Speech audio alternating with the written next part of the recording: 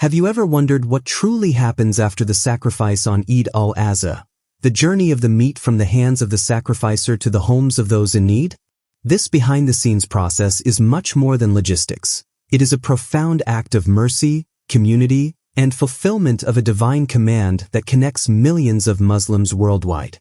Eid al-Azha, known as the Festival of Sacrifice, is rooted deeply in the Quran and Sunnah, reminding us not only of Prophet Ibrahim's, peace be upon him, unwavering submission to Allah's will, but also the essential purpose of the sacrifice, to share the blessings with the less fortunate.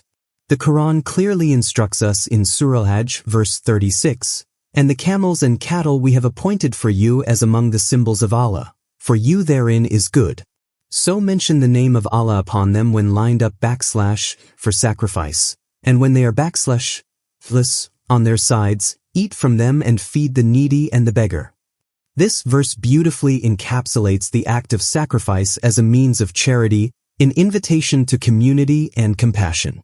After the animals are sacrificed, following strict Islamic guidelines of humane treatment, cleanliness, and prayer, the real work begins to ensure that the meat reaches those who need it most. In many countries, local mosques, charitable organizations, and community volunteers coordinate the collection, packaging, and distribution of meat. These groups embody the Prophet Muhammad's, peace be upon him, teaching. He is not a believer whose stomach is filled while the neighbor to his side goes hungry.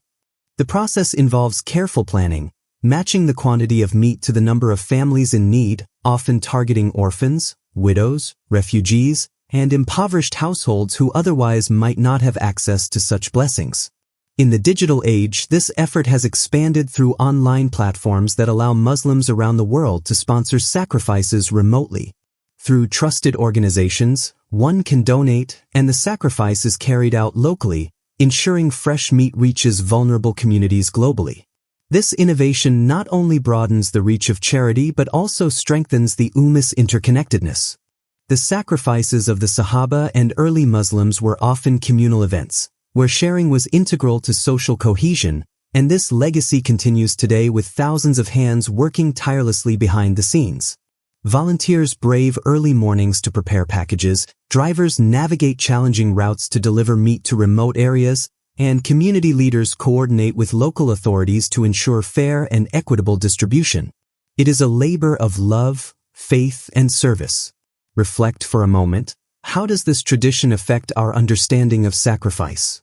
It is not merely an individual act but a communal responsibility, a way to embody the Quranic values of charity, sadaqah, social justice, and empathy. The joy in the eyes of a child receiving meat for the first time in months, the relief of a struggling family during a tough season, these moments are the living heart of Eid al-Azha. Moreover, this process reminds us of the importance of intention, niyya. The Prophet, peace be upon him, emphasized that deeds are judged by intentions, and the sacrifice's reward is multiplied when the meat is shared with sincere compassion. As you witness or participate in the distribution of Eid meat, ask yourself, how can I extend this spirit of giving beyond Eid? How can the lessons of mercy, humility, and generosity shape my everyday actions?